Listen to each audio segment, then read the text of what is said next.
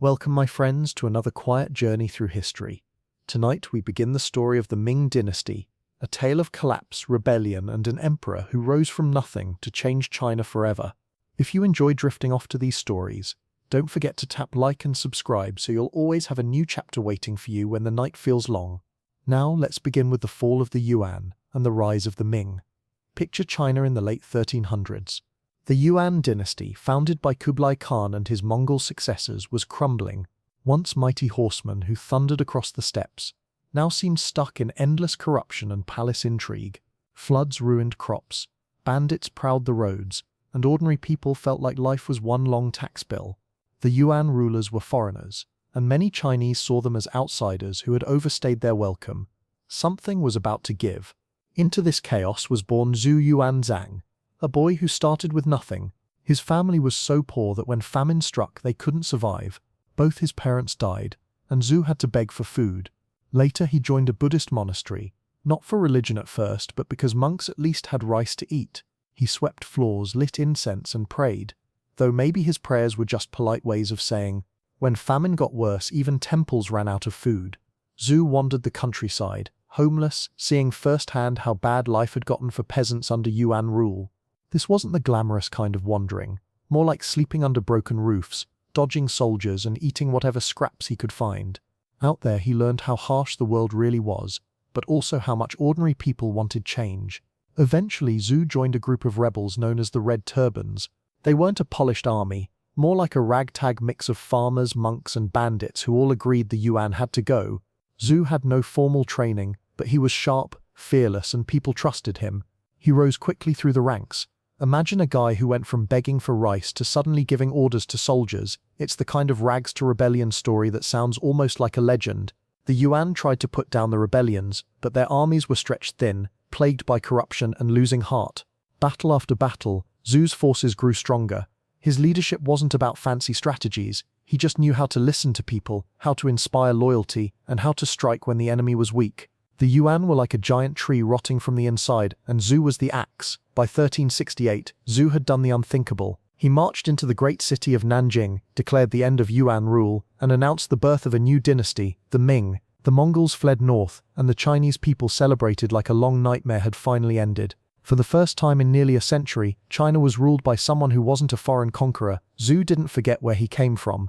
He took the throne as the Hongwu Emperor, the vastly martial one, but he always remembered the hunger and pain of his youth. He wanted a dynasty that would protect farmers, stabilize the economy, and restore pride in Chinese traditions.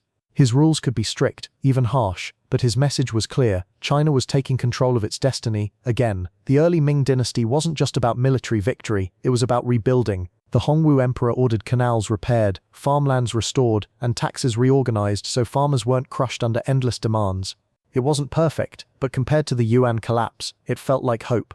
The dynasty promised stability, and people dared to believe life could finally improve. To keep things in order, Hongwu built a system of government based on Confucian values. Scholars took exams, officials were expected to serve with honesty, and corruption was punished harshly. Some might say a little too harshly. Hongwu wasn't shy about executing people who crossed him. He was tough, but his goal was to prevent the chaos that destroyed past dynasties. So from a beggar boy sweeping temple floors to the emperor of a new dynasty, Zhu Yuanzhang's journey was nothing short of incredible. His rise set the stage for one of the most powerful and fascinating periods in Chinese history, the Ming Dynasty. And soon, under his successors, China would look outward to the seas, sending giant ships farther than anyone thought possible. But that's a story for another night. When Zhu Yuanzhang became the Hongwu Emperor, he didn't step into an easy throne. China had been battered by years of famine, war, and Mongol misrule. The empire he inherited was a patchwork of ruins, hungry peasants, and shaky loyalties. But Hongwu wasn't a man to sit quietly on silk cushions. He rolled up his sleeves, well, metaphorically, and set about rebuilding a country from the ground up. His first big idea was to make farming the heart of the new dynasty. After all, he had been a poor farmer himself. He knew that when fields go empty, so do stomachs. He ordered land redistribution, encouraged families to farm, and worked on tax rules that weren't designed to crush the people. A dynasty could only stand strong, he believed, if its farmers weren't starving. Taxes had been a nightmare under the Yuan, random, unfair, and sometimes collected by corrupt officials who pocketed half of it. Hongwu wanted something different. He created a simpler system. Families paid taxes mostly in grain and cloth, things they actually produced. It wasn't perfect, but compared to the chaos before, it felt like someone had finally installed order in the empire's checkbook. He also looked at the roads and canals, the empire's veins and arteries. Many had crumbled during the Yuan collapse, which meant crops rotted in one province while another starved. Hongwu ordered repairs and new construction. With canals flowing again, boats full of rice could glide across China like lifelines, feeding millions. But rebuilding a dynasty isn't only about food and roads, it's also about keeping order. Hongwu wasn't shy about laying down rules. He rebuilt the civil service exam system, making sure scholars earned their jobs through study, not bribes. It was an old Confucian idea, but he revived it with energy. For scholars, passing the exam meant glory. For the empire, it meant smarter officials. Corruption, though, was Hongwu's personal nightmare. He had climbed from poverty to power, and he hated the thought of greedy officials fattening themselves while peasants starved. His punishments were famously harsh, sometimes executions, sometimes worse. People joked that serving in his court was like walking across thin ice. One wrong move and you fell through. Still, his heavy hand had a purpose. For the first time in decades, the empire felt stable. Bandits were driven out, fields were tilled, and merchants could move goods without constant fear. The Ming had begun to look like what China longed for, a dynasty that protected its people instead of squeezing them dry. Of course, Hongwu wasn't all serious business. He also had an eye for culture. He supported Confucian schools, promoted traditional rituals, and revived Chinese art styles that had faded under the Mongols. To him, rebuilding China wasn't just about food and soldiers. It was about pride, memory, and the feeling of being Chinese again. And while he worked to build order, he never forgot the dangers of too much power in too few hands. He trimmed the authority of nobles, cut back on grand titles, and made sure local officials answered to him. Some say he ruled with paranoia. But maybe after living through rebellion and famine, he just didn't want the Ming to fall apart the same way other dynasties had. By the end of his early reign, Hongwu had done what seemed impossible. He had taken a broken empire and given it structure. Farmers were farming, scholars were studying, and the streets were safer than they had been in years. The Ming Dynasty was no longer just an idea, it was a reality. And soon, the work he started would grow into something even bigger, something that reached far beyond China's borders. With the empire slowly stitched back together, the Ming Dynasty had to ask itself a big question. How should China see the world now? After all, the Yuan had been Mongols who looked outward, conquering far and wide. The Ming were different. They were Chinese rulers who wanted stability first. Still, curiosity and pride tugged at them. Was China a kingdom among kingdoms, or the centre of it all? The official answer was simple. China was the Middle Kingdom. Not just another country, but the heart of civilization. From the emperor's throne in Nanjing, it felt like everything important flowed outward. Culture, language, trade, even philosophy. Neighbouring states, they weren't equals. They were expected to bow, send tribute, and admit that China was, well, the big boss. This tribute system wasn't just about pride, it was politics. Neighbouring rulers could keep their crowns, but only if they admitted the Ming emperor was supreme. In return, China showered them with gifts like silk and porcelain. For many smaller kingdoms, it was a good deal. Bow once, get treasure, and keep trade flowing. But the Ming worldview wasn't all about diplomacy. At home, Confucianism shaped everything. Harmony, hierarchy, and respect for tradition were the golden rules. A good society was like a family. Emperor as the stern father, officials as dutiful sons, and the people as the children who, hopefully, behaved. It might sound rigid, but after years of chaos, many found comfort in the structure. Religion in early Ming China was a colourful mix. Buddhism still thrived, Taoist rituals filled temples with incense smoke, and folk beliefs carried on in villages. Even Islam had a place. Remember, Zheng He himself was Muslim.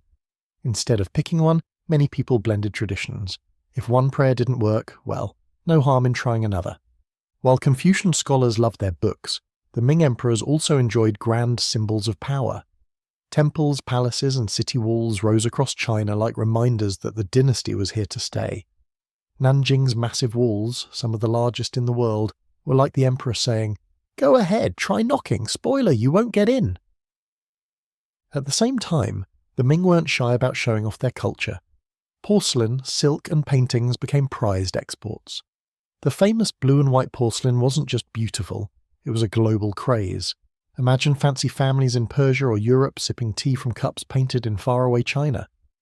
Early Ming China wasn't just a kingdom, it was a brand. Trade was another tricky part of the Ming worldview. The government didn't always love the idea of merchants growing rich. Confucian values preferred farmers over traders. Still, silk, tea and ceramics kept flowing out, and spices, gems and exotic goods kept flowing in. The Ming might have pretended they didn't need the world, but their markets told another story. This worldview, China as the shining centre, others circling around, worked well inside the palace walls. But out at sea, new ideas were brewing. Mariners and explorers were ready to test how far the Ming could extend its reach. Soon, the empire would launch ships so huge that entire towns could float on their decks, changing how China looked at the world forever. So, in the early Ming years, the worldview was clear. China was strong again, rooted in Confucian order, proud of its traditions, and cautious about outsiders. Yet just over the horizon the seas were calling, and the Ming were about to answer. The Middle Kingdom was ready to sail outward, and the world was not ready for what was coming. When the Hongwu Emperor passed away in 1398, he left behind a big, complicated family. His chosen heir was his grandson, not one of his many sons. That didn't sit well with all the brothers, especially Zhu Di, the Prince of Yan. He wasn't the type to sit quietly while his nephew wore the crown. Think of it like a royal family squabble, except with armies. Zhu Di was no ordinary prince. As the Prince of Yan, he had been stationed in the north, near Beijing, keeping watch over the Mongols. That gave him soldiers, resources, and a reputation as a strong leader. While the young emperor in Nanjing fumbled with politics, Zhu Di gathered his strength and thought, maybe I should be the one running this place. The power struggle turned into a full-blown civil war, known as the Jingnan Campaign. On one side, the sitting emperor, backed by loyalists in the capital. On the other, Zhu De, the ambitious prince, leading disciplined northern troops. For 4 years, the empire became a chessboard, with cities besieged, bridges burned, and soldiers marching day and night. Zhu Di wasn't just a fighter, he was clever. He used deception, surprise attacks, and even faked retreats to wear down his enemies. Some stories say he disguised his troops as monks or merchants to slip past enemy lines. He may not have been playing fair, but he was definitely playing to win. In 1402, Zhu Di's gamble paid off. His forces stormed Nanjing, the imperial capital. Fires raged, loyalist officials panicked, and the young emperor disappeared. Some say he died in the palace flames, others whispered he escaped in disguise. Either way, Zhu Di walked into the throne room and claimed the dragon seat for himself. Now emperor, Zhu Di took the reign title Yongle, meaning perpetual happiness. A nice name, though given how he got the throne, some might have raised an eyebrow. But Yongle wasn't interested in looking back. He wanted to prove himself as one of the greatest rulers in Chinese history, and he started by rebuilding the empire's strength. One of Yongle's boldest moves was shifting the capital from Nanjing to Beijing. It wasn't just about geography, it was about making a statement. In Beijing, he could keep a closer eye on the northern frontier and Mongol threats. Plus, he began constructing what we now call the Forbidden City, a palace so massive and ornate it would make any visitor feel very, very small. Yongle also looked outward. He wasn't content with ruling at home. He wanted China to project power abroad. That meant diplomacy, tribute, and eventually, giant ships sailing across oceans. But even before the voyages, he sent armies north to humble the Mongols and secured China's borders. Yongle's message was simple. The Ming Dynasty was strong, confident, and here to stay. Inside his court, Yongle surrounded himself with scholars and thinkers. He ordered the creation of the Yongle Encyclopedia, one of the largest collections of knowledge in history. It was as if he wanted every fact, myth, poem, and recipe written down, just to show that the Ming could hold all of China's wisdom in their hands. So, Zhu Di, once a sidelined prince, transformed into Emperor Yongle, one of the most powerful rulers of the Ming. His rise was bloody, his rule was ambitious, and his legacy would reach from palace walls to the farthest seas. The stage was set for something extraordinary, the age of Zheng He and the great treasure voyages. Before he became the admiral of the greatest fleet the world had ever seen, Zheng He was just a boy named Ma He. Born in 1371 in Yunnan, far from the Ming capital, he grew up in a Muslim family. His parents taught him about faith, tradition, and loyalty. But fate had other plans that would carry him far beyond the mountains of his youth. When Ma He was still a child, Ming armies marched into Yunnan. The Mongols who had ruled there were swept aside and the local people were forced to submit. Ma He was captured, separated from his family, and taken as a servant. His future suddenly shifted, from village boy to palace eunuch. It was a harsh turn, but one that would place him close to the beating heart of Ming power. Life as a eunuch wasn't easy, yet Ma He stood out. He was tall, strong, and sharp-witted. While many served quietly in the shadows, he learned to navigate palace politics, building trust and making allies. In time, he became close to Prince Zhu Di, the same man who would later seize the throne and call himself the Hongwu Emperor. Ma He proved himself loyal and resourceful during Zhu Di's rise. When the prince waged war for the throne, Ma He rode at his side, commanding men and guiding strategies. He wasn't just a servant, he was a warrior, a diplomat, and a trusted companion. After Zhu Di's victory, Ma He's reward was not riches, but honour, a new name, Zheng He, and a destiny like no other. The Hongwu Emperor valued Zheng He more than most of his generals. He saw in him someone who could be both a soldier and a statesman. Zheng He was entrusted with secret missions, delicate negotiations, and eventually something even grander, the command of China's navy. For a man who had once been a captive boy, it was an incredible rise. What made Zheng He remarkable wasn't just his loyalty, it was his vision. He believed China could project power not only through armies, but also through ships, diplomacy, and awe. He understood the Ming worldview. China was the Middle Kingdom, and the seas should know it. To him, sailing wasn't just trade, it was about showing the world the glory of the Dragon Throne. Physically, Zheng He was unforgettable. Records describe him as towering with a commanding presence. Some said he was nearly 7 feet tall, with broad shoulders and piercing eyes. When he walked into a room, people noticed. On deck, he must have looked like a mountain, steady, unshakable, and larger than life.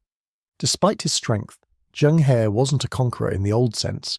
He wasn't seeking to topple kingdoms or seize thrones. His role was subtler, to bring foreign rulers into China's tribute system, to impress them with gifts, and sometimes to remind them with force if they resisted. He was a mix of admiral, ambassador, and enforcer, a combination the world had never seen before. For all his power, Zheng He never forgot where he came from. He remained a Muslim throughout his life, even building mosques during his voyages. He prayed at sea, guided by both faith and compass. Perhaps this blend of traditions, Islamic devotion and Ming loyalty, gave him a unique perspective, bridging worlds that others saw as separate. So who was Zheng He? He was a boy torn from home, a eunuch who became a warrior, a servant who became a trusted commander, and a man whose vision stretched across oceans. His life was a story of transformation, loyalty, and destiny. And soon, he would lead ships so vast they seemed like floating cities, carrying China's name to the farthest corners of the earth. Imagine the harbour at Nanjing in the early 1400s. The air is thick with sawdust, the smell of pitch, and the steady thud of hammers. Thousands of workers moved like ants across the docks, shaping timbers and hoisting sails. The Ming Dynasty wasn't building just a fleet, it was building a legend. These would be the biggest ships anyone had ever seen. The centerpiece was the so-called treasure ship. Some were said to be over 400 feet long, towering over anything that floated in Europe or Arabia at the time. They were like floating fortresses, with multiple decks, cabins, and storage that could swallow entire villages worth of goods. To onlookers, they must have seemed like wooden mountains sliding into the water. But treasure ships weren't sailing alone. They were joined by escorts, supply ships, horse carriers, and patrol boats. It wasn't just a fleet. It was a floating city, complete with everything from weapons to livestock. If one ship was a marvel, 100 together was breathtaking. When they finally set sail, the horizon itself would seem to move. Logistics was staggering. You needed rice for the crew, fresh water for weeks at sea, dried beans, pickled vegetables, and even live animals for meat. Storage rooms were packed like warehouses, with everything carefully counted and sealed. Feeding a fleet wasn't so different from feeding a small kingdom, it just floated. The fleet carried more than sailors. On board were translators who spoke Persian, Arabic, and local Southeast Asian languages. There were doctors, carpenters, astrologers, and officials to negotiate with foreign rulers. It wasn't just a navy, it was a mobile embassy ready to impress, trade, or fight if needed. And the sailors themselves? Tens of thousands of them. Rowers, navigators, cooks, guards, and craftsmen. Imagine the noise of so many voices shouting, hammers ringing, ropes creaking. For many, it was their first time seeing the ocean, and they probably stared at those colossal ships wondering if they were boarding an adventure or a nightmare. Navigation was another marvel. Chinese sailors used the compass, detailed star charts, and maps carefully drawn from past voyages. They studied the monsoon winds like scholars study books, knowing exactly when to ride the currents across the Indian Ocean. What seemed like magic to others was, for the Ming, a science. Weapons weren't forgotten either. The fleet carried cannons, crossbows, and soldiers trained to fight pirates or hostile rulers. As impressive as the gifts and silks were, nothing sent a clearer message than a broadside of cannon fire across a harbour. Diplomacy was backed by power, and everyone knew it.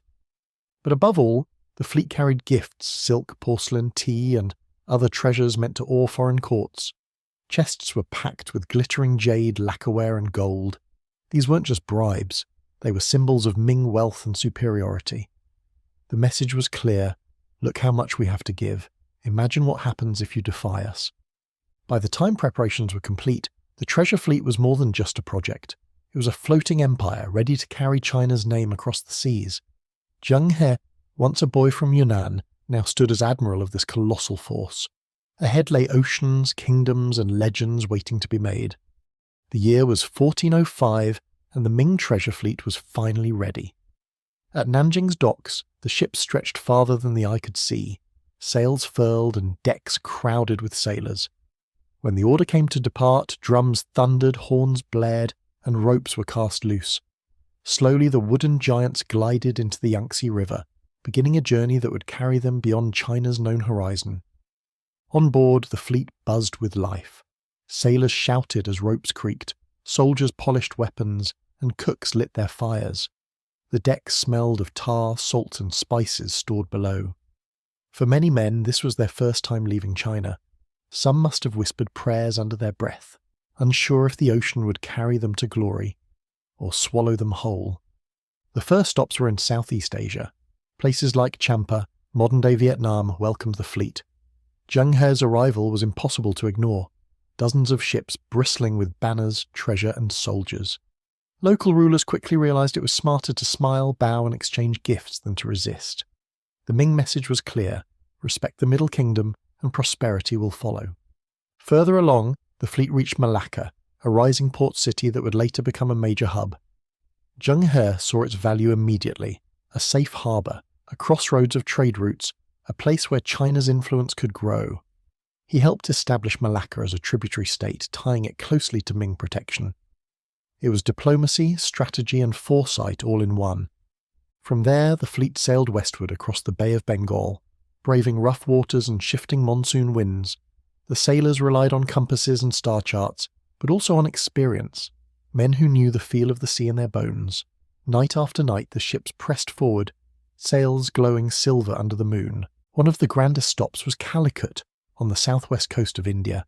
Here, merchants traded in spices so fragrant they seemed to perfume the air: pepper, cloves, cardamom. Zheng He's fleet dazzled the locals, unloading silks and porcelain in exchange for exotic goods. The mingling of languages, colours, and scents made the port feel like the centre of the world. Not every stop was peaceful. In Ceylon, modern Sri Lanka, Zheng He faced hostility. Local rulers resisted Ming influence, and conflict broke out. Zheng He's forces responded quickly, capturing enemies and proving the fleet was not just for show. The lesson was simple: the Ming could offer friendship, but they carried sharp steel when needed. Despite these clashes, the voyage was mostly triumph. Everywhere they sailed, Zheng He left behind awe and respect. Local rulers marvelled at the size of the fleet, the wealth of the gifts, and the discipline of its crews. For many, China was no longer a distant name. It was a living presence, carried on sails as tall as towers. After nearly 2 years abroad, the fleet turned homeward, ships heavy with spices, gems, exotic woods, and even strange animals. Imagine the sight of giraffes and zebras being led off the ships in Nanjing, creatures so strange to the Chinese that they seemed almost mythical. The fleet had not just returned with wealth, but with stories that stretched the imagination. By the time Zheng He returned in 1407, he was a hero. The voyage had proven the Ming could project power across oceans, command respect from distant kingdoms, and bring back treasures beyond imagination. It was only the beginning, the first step in a series of journeys that would make Zheng He's name echo across centuries. The first voyage had been a triumph, but the Ming weren't about to stop there. Barely had the treasure fleet returned to Nanjing when plans for the next journey began. Emperor Yongle wanted more tribute states, more recognition, and more proof that China was the greatest power on earth. Zheng He once again took the helm, sails rising over the Yangtze like the wings of dragons. The second voyage, launched in 1407, returned to many of the same ports in Southeast Asia and India. But this time, there was no need for lengthy introductions. Local rulers who had seen the first fleet were already lining up to greet Zheng He with gifts and tribute. The Ming name was spreading fast, carried on the wind and the waves. In Java, however, things turned tense. Rival factions on the island tried to play politics, some favouring the Ming and others resisting. Zheng He wasn't amused. His fleet struck swiftly, punishing those who opposed him and rewarding those who pledged loyalty. It was diplomacy with teeth, and word quickly spread that resisting the Ming was dangerous business. Beyond Java, the fleet sailed on to Malacca again. This port was becoming more than just a stopover. It was turning into a Ming-sponsored hub of trade and tribute. Zheng He supported a friendly ruler there, helping secure the city's rise. Malacca in return became fiercely loyal to the Ming, a jewel in China's growing network of allies. The second voyage was shorter than the first, but its success was just as sweet. When Zheng He returned, the ships were heavy with tribute and exotic goods. More importantly, the Ming's reputation now stretched from the South China Sea all the way to India. It was like stamping the emperor's name on the ocean itself. Barely had the fleet rested before Zheng He was ordered out again. In 1409, the third voyage launched, even larger and more ambitious. This time, the mission reached deep into the Indian Ocean once more, strengthening ties with kingdoms eager for Chinese silk, porcelain, and favour. At Calicut, a powerful trading hub on India's Malabar coast, Zheng He was warmly welcomed. The local ruler, already impressed by the Ming, offered generous gifts of pepper, precious stones, and horses. Calicut became one of Zheng He's favourite ports, a place where East and West seemed to meet in a swirl of colour, spices, and languages.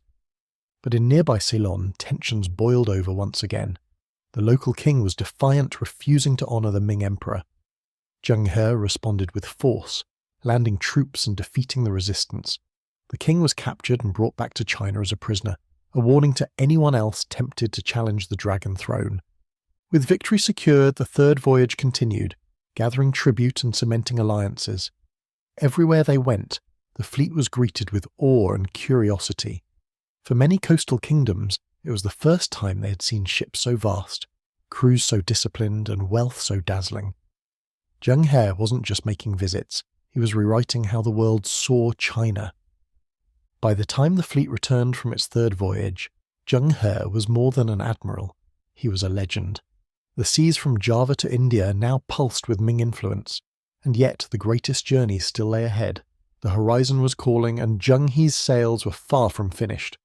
By 1413, the Ming fleet was no longer just famous in Asia, it was becoming legendary across oceans. For the fourth voyage, Zheng He was ordered to go farther than ever before, his destination, the Persian Gulf. The Middle Kingdom was about to meet the heart of the Islamic world face to face.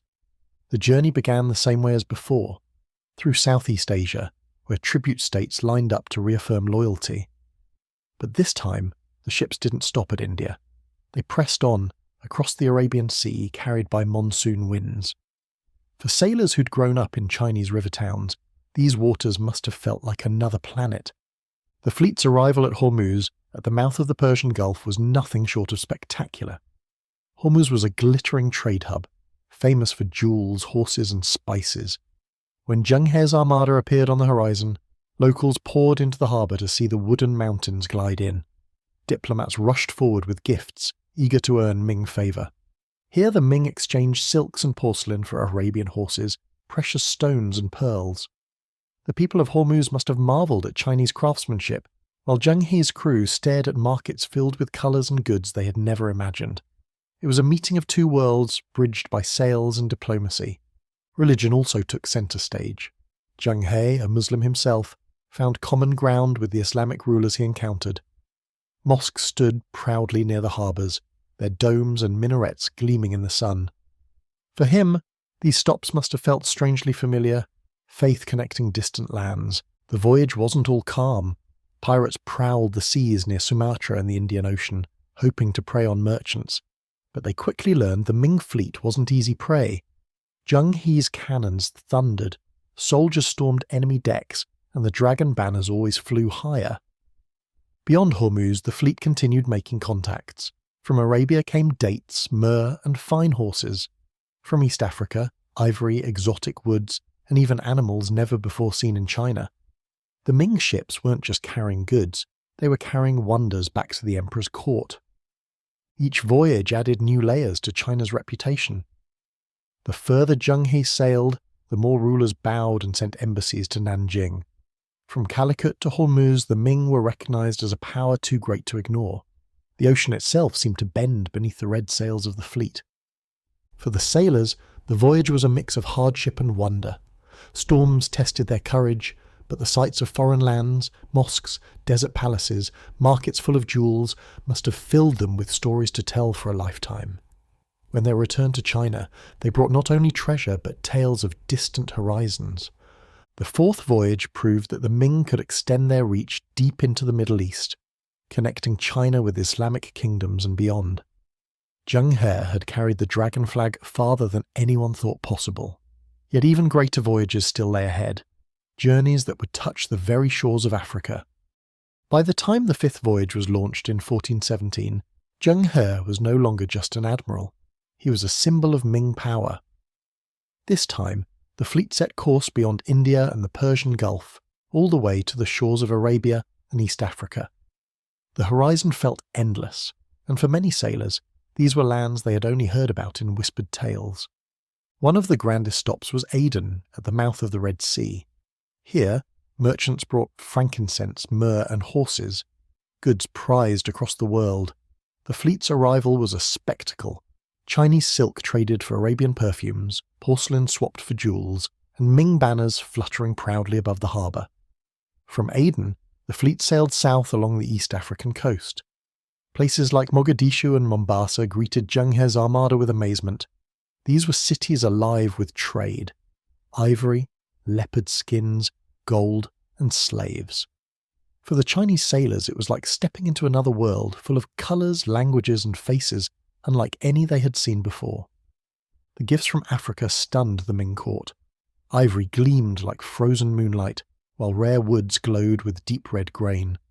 Leopards and zebras were brought aboard, their strange stripes and spots sparking endless curiosity. And then came the giraffe, so tall that the Chinese believed it was a mythical creature called a qilin, a sign of heavenly blessing. The sixth voyage carried the fleet back once more, strengthening ties with these distant lands. Everywhere they went, Zheng He's presence reinforced the Ming's image as a power that commanded oceans. To local rulers, hosting the fleet was both an honour and a reminder.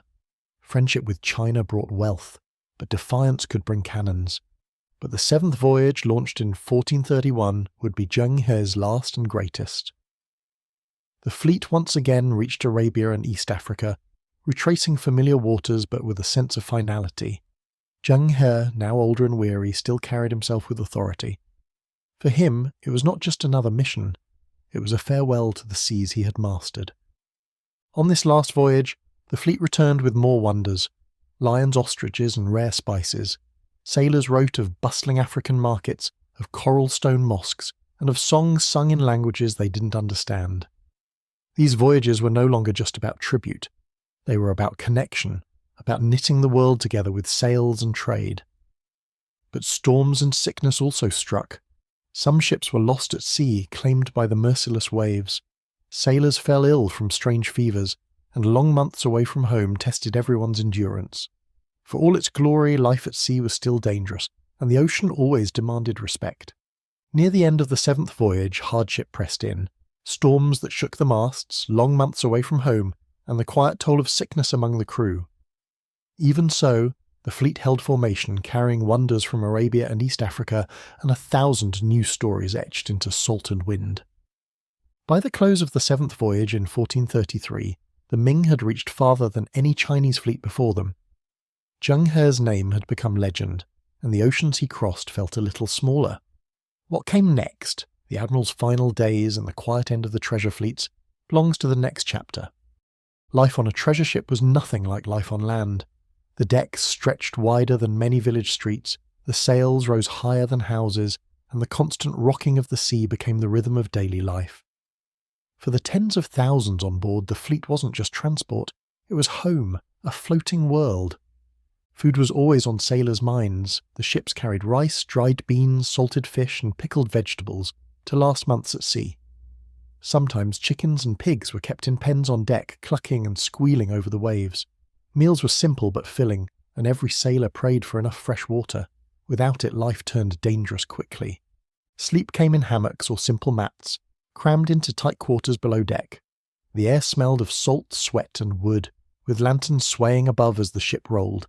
Some sailors snored, others whispered stories of home, and a few lay awake listening to the endless creak of timber and the splash of waves against the hull. Work was constant. Sailors hauled ropes, patched sails, scrubbed decks, and baled water. Carpenters repaired beams, while blacksmiths kept tools sharp. Soldiers drilled with crossbows and spears, keeping discipline sharp in case of attack. Every man had a role, and if one failed, the whole ship could suffer. Navigation was an art. The fleet's navigators studied the stars, charted currents, and checked compasses. At night they traced constellations across the sky, whispering directions to the helmsman. During storms they prayed the heavens would not hide the staggers too long, for without them the ocean became a vast and terrifying emptiness. Entertainment was simple. Sailors sang work songs to keep rhythm while hauling ropes. Storytellers spun tales of dragons, gods, and ghosts to pass long nights. Gambling with carved bone dice was popular, though fights sometimes broke out when luck turned sour. Even on a treasure ship, boredom could weigh heavier than the sea itself. Religion followed them across the waves. Buddhist monks chanted sutras, Taoist rituals sought protection from sea spirits, and Muslim sailors prayed toward Mecca. Incense curled into the salty air, mixing with the creak of ropes. On a ship far from home, faith was as steadying as any anchor. Illness was a constant threat. Strange fevers, bad water, or wounds from accidents could turn deadly without warning. The fleet carried doctors with herbs, acupuncture needles, and knowledge of healing, but not every life could be saved. When sailors died, they were wrapped in cloth and lowered gently into the sea. Prayers whispered over the waves. Still, camaraderie grew strong. Sailors shared meals, laughter, and hardships, forging bonds deeper than family. They relied on each other through storms, pirates, and endless weeks without land. For many, the fleet wasn't just work, it was brotherhood, the kind that only comes from facing the sea together. Life aboard the treasure fleet was hard, but it was also unforgettable. Sailors who returned to China carried stories of nights under foreign stars, of exotic foods, of battles, and of friendships forged on rolling decks. To live aboard Zheng He's ships was to live at the edge of the world, where every sunrise promised adventure. Everywhere Zheng He sailed, he carried more than just soldiers and treasure. He carried culture. From silk that shimmered like water to porcelain that gleamed like ice, the fleet's gifts dazzled foreign rulers. To receive Ming goods was to receive proof that China was powerful, refined, and generous all at once. Silk was always a favourite. Soft, colourful, and impossibly fine, it amazed those who had never seen it before. Some rulers draped themselves in it immediately, while others stored it away like sacred treasure. In return, China's sailors were introduced to fabrics they had never touched. Cotton weaves from India, patterned cloth from Africa. Porcelain, too, left jaws hanging. The famous blue and white designs looked like frozen rivers on polished clay. In Calicut, Hormuz, and Mogadishu, wealthy families displayed Chinese porcelain as proof of status. It wasn't just tableware. It was art carried across seas. Tea also travelled with the fleet. Though common in China, it was a curiosity abroad. Foreign rulers sipped the bitter, soothing drink and found it refreshing in hot climates. Some even began trading precious spices for crates of tea, unknowingly planting the seeds of a global obsession centuries ahead. But the exchange wasn't one-sided. From India came black pepper, cardamom and cloves, spices so fragrant they perfumed entire ships. From Arabia came frankincense and myrrh, sacred scents carried to temples and palaces alike. And from Africa came ivory, gold and exotic animals, each more astonishing than the last. Religion also travelled across the waves. Buddhist monks spread teachings in new lands, while Zheng He, as a Muslim, built mosques in ports he visited. In return, Islamic scholars shared ideas, texts and knowledge. The voyages were as much about wisdom as they were about trade. Art followed too. Chinese painters studied exotic birds and animals, sketching them with fascination. Foreign craftsmen admired Ming lacquerware and borrowed designs for their own work. On board, sailors sometimes swapped songs, creating strange but beautiful blends of melodies that had never crossed paths before. Ideas about science and medicine flowed both ways. Chinese doctors shared herbal remedies and acupuncture, while learning about foreign spices used as healing balms. Astronomers compared star maps, realizing that different cultures saw the same heavens but told different stories. Knowledge, like trade goods, travelled with the tides. For ordinary sailors, the cultural exchange was just as striking. They tasted new foods, wore strange fabrics, and picked up bits of foreign words. Some even returned home with small trinkets, a carved bead, a shell, or a scrap of cloth, as proof they had touched faraway worlds. In the end, Zheng He's voyages were more than politics or power. They were a bridge between civilizations, a mingling of silks and spices, prayers and songs, knowledge and wonder. For a few shining decades, the seas were not barriers. They were pathways, carrying the heartbeat of the Ming to distant shores. For decades, Zheng He's treasure fleets had stunned the world. But even as the ships returned with spices, jewels, and exotic animals, whispers began spreading in the Ming court. Some officials looked at the giant ships and thought, "These voyages are costing too much." Confucian scholars in particular were not impressed. They argued that China should focus inward, on farming, schools, and stability, not on foreign adventures across dangerous seas. To them, the fleets weren't a symbol of glory, but a giant drain on the treasury. And the truth was, the voyages were expensive. Building ships taller than city walls, feeding tens of thousands of sailors, and carrying crates of silks and porcelain, it all added up.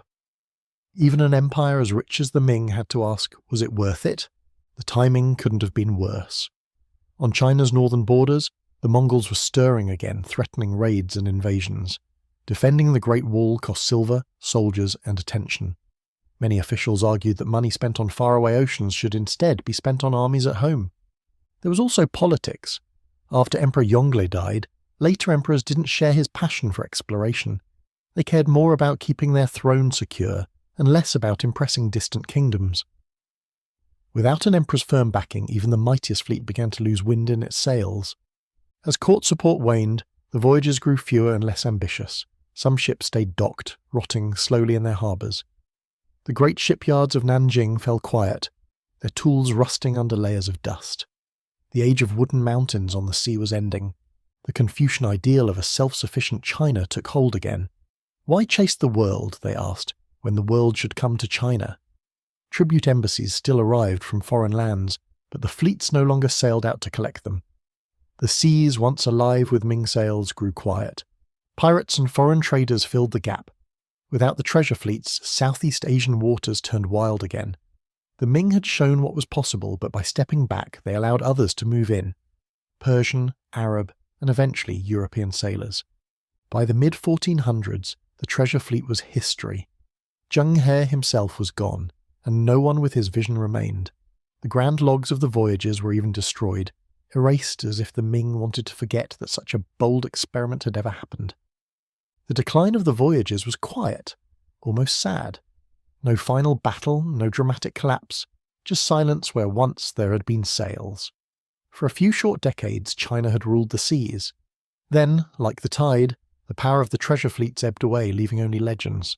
By the time of the seventh voyage in 1431, Zheng He was no longer the towering young commander he once had been.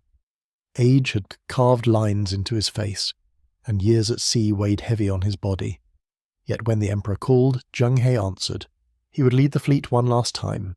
The seventh voyage carried the fleet across familiar waters, to India, Arabia, and the African coast. The mission was the same: to collect tribute, strengthen alliances, and remind distant rulers of the Ming Dynasty's greatness. But for Zheng He, it felt like a farewell tour, a final chance to see the world he had helped connect. The journey was not easy. Storms battered the ships, and sickness spread through the crews. Zheng He himself fell ill. Though doctors treated him with herbs and prayers, his health declined. Even so, he insisted on carrying out his duties, never stepping back from his role as admiral. In Calicut, a port he had visited many times before, Zheng He's condition worsened. Sailors whispered in worry, for their admiral had always seemed larger than life. To see him weakened was like watching the fleet's sails sag in a windless sea. Some accounts say he died at sea, far from home, the waves his final resting place. Others claim his body was returned to Nanjing, buried in a tomb overlooking the land he had served so faithfully. Whatever the truth, his passing marked the end of an era. In Nanjing, a tomb still stands in his honour. Modest compared to the scale of his voyages, it rests on a hillside shaded by trees. There, carved stones mark the memory of a man who carried China's name farther than anyone before him. Pilgrims still come, leaving offerings for the Admiral of the Seas. For the sailors who had followed him across oceans, his loss was personal. They remembered his towering figure, his steady voice in storms, his fairness in command. To them, Zheng He was not just a leader, but a father of the fleet, guiding them through both hardship and triumph. Even in death his legend grew. Stories spread of his kindness, his wisdom, and his almost mythical strength. In some tales he was larger than life, a giant among men who tamed oceans and bent the winds to his will. Reality and myth blended until he became something more than human. The Ming court, however, moved on. Without Zheng He's leadership, the voyages ended, and the great ships were left to rot. But among the people his name endured, carried in songs and stories. For them, Zheng He was proof that China had once touched the edges of the known world. Zheng He's death was the closing of a chapter, but not the end of the story. His voyages left ripples that touched 3 continents, and his memory still sails in the minds of those who wander at the sea. He began as Ma He, a boy from Yunnan, and ended as Zheng He, the Admiral of Oceans. His name would never be forgotten.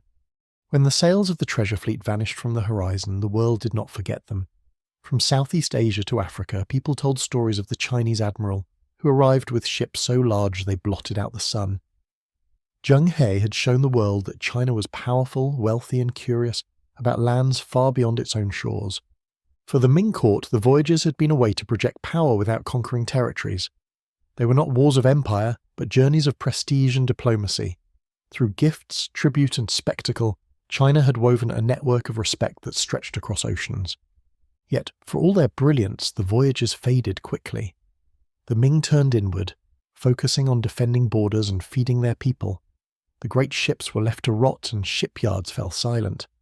Some even say the records of the voyages were deliberately destroyed, as if the court wanted to forget that China had once reached so far. Historians still wonder, what if the Ming had continued? Could China have circled Africa, reached Europe, or changed the course of world history before Columbus ever set sail? The thought lingers like an untravelled path, a what-if carved in the waves. Even though the voyages ended, their impact was lasting. Maps were drawn, trade routes strengthened, and knowledge shared. Cultures mingled in ways that shaped ports from Malacca to Mogadishu. For a brief shining moment, the oceans became bridges instead of barriers. For the Chinese people, Zheng He became a legend. Temples were built in his honour, especially among sailors who prayed for safe voyages. To them, he was not only an admiral, but a guardian of the seas, his spirit still watching over waves and winds. In modern times, Zheng He has become a symbol of China's place in the world.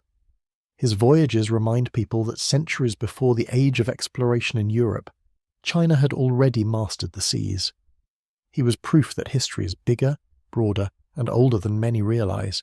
But perhaps Zheng He's greatest legacy lies in imagination. His story inspires wonder, the boy from Yunnan who rose to command an empire's fleet, the eunuch who carried peace and power across oceans, the admiral whose sails touched 3 continents. His life is proof that history can be stranger and greater than legend. The Ming Dynasty itself would continue for centuries, strong in many ways, yet never again would it send such fleets abroad. The age of Chinese exploration was brief, but unforgettable. Like the tide, it rose high, then fell back, leaving behind stories written in salt and starlight. So the story of Zheng He ends not with conquest, but with connection. His voyages remind us that the seas can divide, but they can also unite. For a few short decades, the world was bound together by red sails and a vision of something larger than borders. And even now, centuries later, his name still sails across the ocean of memory. If you enjoyed drifting through history tonight, don't forget to like and subscribe for more calm journeys into the past.